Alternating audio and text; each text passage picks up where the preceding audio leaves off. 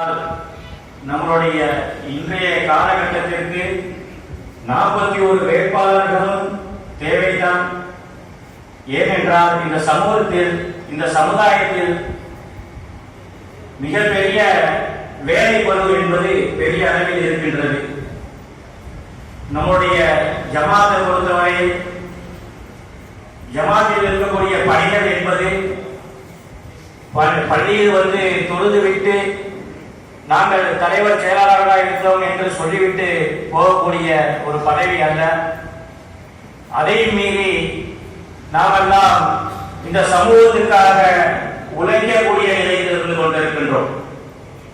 இன்னைக்கு இந்த இஸ்லாமிய சமூகத்துக்கு எதிராக இந்தியாவில் ஆளக்கூடிய ஆட்சியாளர்கள் எல்லாம் இந்த இந்தியாவில் இஸ்லாத்தை துடைத்து எரிய வேண்டும் என்ற எண்ணத்தோடு நடை போட்டுக் கொண்டு வந்து கொண்டிருக்கிறார்கள்.